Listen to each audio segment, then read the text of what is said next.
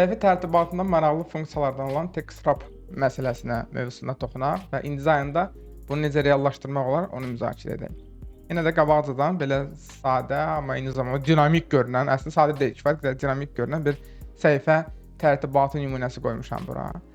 Və buradakı bu görüntüləri InDesign'da necə almaq olar, ona baxaq. Yəni maksimum oxşatmayacağam təbii ki, biz sadəcə texnikanı göstəririk. Deməli belə, birinci ümumiyyətlə bizə bir mətn lazımdır ki, onu redaktə edək. Götürürük type tool'u və mətn bloku yaradırıq. Əslində mən mətn bloku yaratdım, amma indi ağlıma gəldi ki, burada 2 sütundan ibarətdir mətn. Amma mətnimiz dinamik olacağına görə hətta heç bəlkə sütunları da nəzərə almaya bilərik. Ümumiyyətlə sütunlarla necə işləmək olar, bir daha onu xatırlayaq. Yəni əslində yeni fayl yaradanda biz burada sütun sayını da təyin edə bilirik.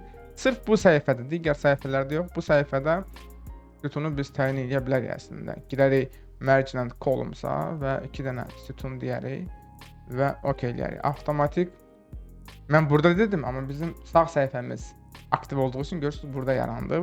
Belə xətanın olması yaxşıdır, yəni diqqətli olun. Harda yaratmaq istəyirsinizsə əmin olun ki, ora bir dəfə tıklanmaq kifayət deyil. Yəni burada göy rəng dəyişmədikcə mən bura tıklasam belə burada işləmirəm, hələ də burada işləyirəm. 2 dəfə, 3 dəfə fərqi yoxdur. Amma burada tıklayıb dəyişiklik eləsəz, o zaman bu dəyişiklik sırf həmin səhifədə öz əksini tapacaq. Əgər ümumiyyətlə bütün səhifələrdə yaratdığınız, bundan sonra da yaradacağınız səhifələrdə sütunların olmasını istəyirsinizsə, o zaman parent page-ə gedib həmin o düzəlişləri burada eləmək lazımdır. Ana səhifədə, şablonda eləmək lazımdır ki, dəyişikliklər bütün səhifələrə eyni qaydada öz təsirini göstərmiş olsun. Əla. Bu sadəcə sütunlarla bağlı. Mətnə gələndə isə götürək biz mətn blokunu. Mətn blokunu götürək, hələlik elə bir sütuna uyğun content yerləşdirək. Şrifti dəyişməyəcəm çünki biz paragrafla hələ ki işləmirik. Hətta nə bilim götürək biz sağ tərəfdəki sütuna yerləşdirək. İlk olaraq bu texnikanı göstərmək istəyirdim. Əslində burada 2 texnika var. 1, mətni necə qovmaq lazım, necə sıxışdırmaq olar. Yəni burada həmin şeydir. Sadəcə bu bir qrafik formanla olunubsa, burada isə fotodan istifadə edilibdir. Mənə lazımdır ilk öncə təxminən bir düzbucaqlı forma. Əla. Götürdüm, istənilən bir düzbucağını çəkdim, içərisində rənglədim. Yəni qara üzərində görünmür deyə bir nə bilim sarı rəng verək buna. Hətta deyə bilərsiniz bunu alta da keçirək. Amma yəni bir qrafik formanı bura çəkmək o mətni buradan qovmaq demək deyil də. Bax elə bunun üçün bu qovmaq üçün də bizə text-wrap lazımdır. Bazı funksiyalar təbii ki, yenə də bizim bu ən vacib olanlar. Option bara gəlir, amma əlimizin altında text-wrap pəncərəsi olsun ki, hər şeyi bax buradan biz tənzimləyək. Möhtəşəm. Hal-hazırda üzərinə gətirsək, no text-wrap. Hal-hazırda text-wrap olmadığına görə qrafik formanı gətirirəm, bunun vecinə də deyil. Amma bizim burada fərqli formalarımız, daha doğrusu prinsiplərimiz var. Elə bəlkə də birincini götürək. Wrap around bounding box. Yəni, bounding box hardadırsa, onun ətrafına mətni belə deyək ki, dağıtmış olacaq. Bounding box mövzusunu bəlkə də başa düşmək üçün yaxşı olar ki, biz əslində bəlkə də dairə ilə gedək. Çünki dairənin forması deyil də, onun çərçivəsi, onun bounding box'u burada önəmlidir. Görürsünüz, text bu çərçivənin ətrafına dağılmış oldu. Yəni, avtomatik, belə deyək, interaktivləşir bu proses. Yəni, siz hara aparsaz, InDesign həmin formanı nəzərə alıb mətni ətrafa dağıtmaqla məşğul olur. Burada həmin şey baş verib. Yəni, bir düzbucaqlı qoyulub və mətni qovublar həmin düzbucağın ətrafına. Amma burada bir dənə məqam var. O da ki, mətnimiz ideal yapışır düzbucaqlının kənarına. Mən isə istərdim ki, bir balaca kənara doğru bir boşluqlar yaransın. Tutaq ki, fotoda olduğu kimi bəlkə. Biraz hava olsun ətrafında. Gedib yapışmasın. Bax, növbəti bölmələrdə bizdə mərcinlər onu təyin edir. Offset deyək daha doğrusu. Düzgün terminlə ifadə eləyək. Offset yəni yuxarıdan, aşağıdan, sağdan, soldan nə qədər sürüşüb. Mənə yuxarıdan, aşağıdan, yəni hər tərəfdən sinxron sürüşdürsün müəyyən qədər konkret bir istəyim yoxdur. Olsun bu 2 mm, 4 mm daha doğrusu. Və indi ölçünü dəyişsəm, obyektin mövqeyini dəyişsəm, avtomatik bu dəyişikliyi özünü görüntüdə göstərəcək, əks elətdirəcək. Yaxşı, mənə düzbucaqlı mı lazımdır? Yox, düzbucaqlının içində mətn lazımdır. Düzbucaqlı sadəcə burada bir konteyner rolunu oynayır. Növbəti mövzu əslində keçmiş oluruq. O da bir shape'in içinə teksti necə yerləşdirmək olar. Götürürük yenə type tool'u bir düzbucaqlı bir vektor formadırsa düzbucaqlı olması şərt deyil. Dairə də ola bilər bu. Həmin formanın içinə gələndə görürsüz kursor formasını dəyişir. Yəni bu deməkdir ki, çəkdiyiniz bu shape-in əhatəsinə, konturlarına, sərhədlərinə uyğunlaşacaq mətn bloku. Düzbucaqlı olduğuna görə bizdə onsuz da paraqraf bloku da düzbucaqlıdır. Amma gələk biz bu dairədə bunu test eləyək. Type tool'u götürürəm, vururam. Yazmağa başlasam görürsüz, mətn həmin bu text blokunun, daha doğrusu dairənin içərisinə uyğunlaşır. Hətta biz bunu müvəqqəti belə bir placeholderlə də doldura bilərik.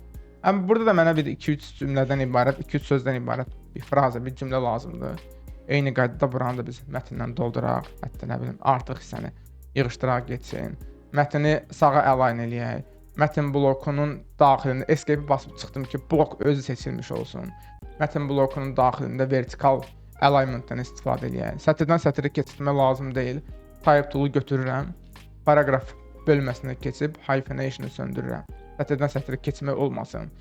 Burada hansısa ifadə, burada mənası yazılarımı qabağına yığışdırıram.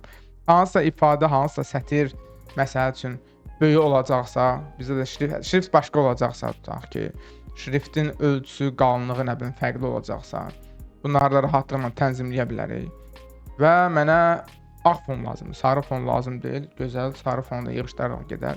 W-ni basdıqda görürəm ki, mən iki şeyi istifadə elədim burada. Həm text wrap var, yəni mən indi bunu hara istəsəm orada daşıya bilərəm. Eyni zamanda bir shape-in daxilinə teksti yerləşdirmək necə olur, onu da gördük. Və indi artıq təxmin edirsiniz yəqin ki, belə bir görüntüləri necə əldə etmək olar.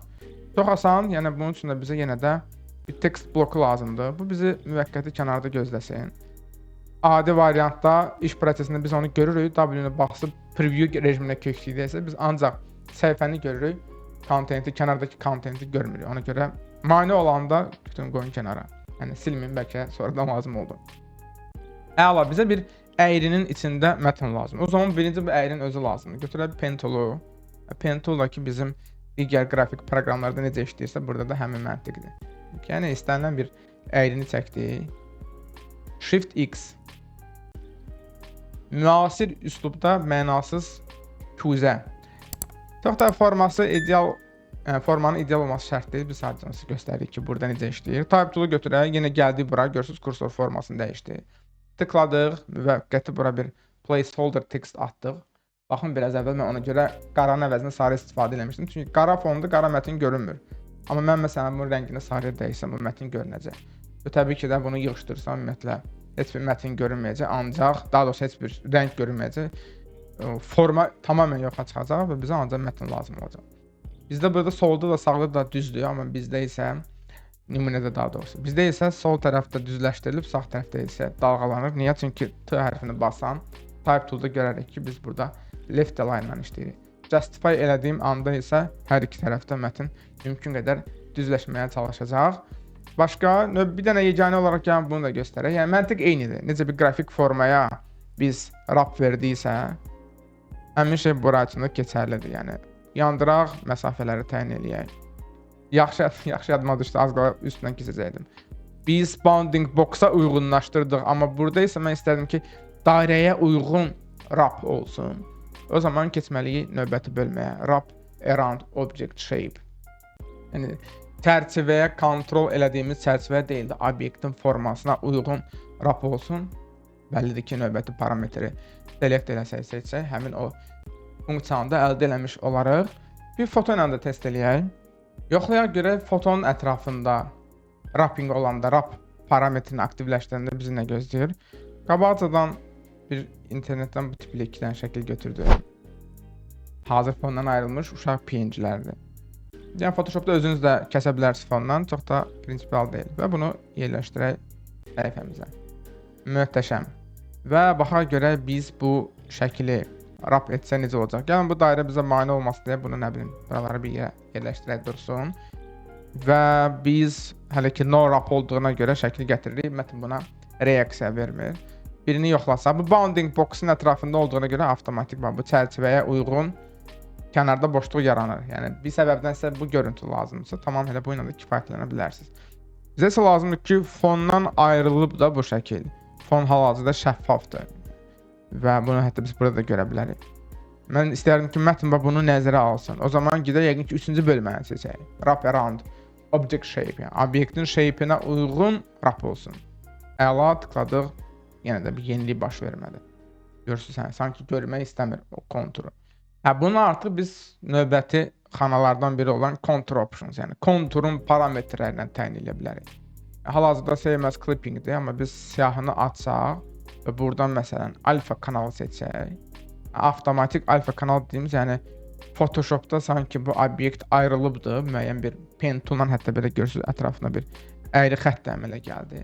Həmin bu xətt artıq bir shape-dir və bu shape-ə görə zəhmət olmasa wrap prosesini işə sal.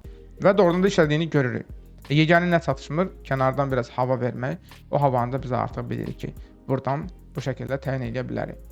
Əla, məncə istədiyimizi ala bildik və bu referensdə olan görünən mətndən işi, mətnin qovulması, wrap edilməsi funksiyalarını məncə gördük, başa düşdük, anladıq.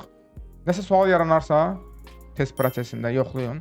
Nəsə sual yaranarsa mütləq və mütləq şərh bölməsinə yazın. Hətta bu tipli səhifələri dizayn etmisinizsə və buna görə amma ciddi səhifədən söhbət gedir deyə belə bizim dərsdə başa saldığımız şəkildə primitiv görüntü olmasın. Peki maraqlı bir səhifə, qoşulu səhifə dizayn etmisinizsə bu texnikaları istifadə etməklə bu dizayn materialını belə bizim bu ekranda görünən e-mailə yönləndirə bilərsiniz. Biz sizə həmin o e-mail vasitəsilə daha ətraflı şərh yaza bilərik.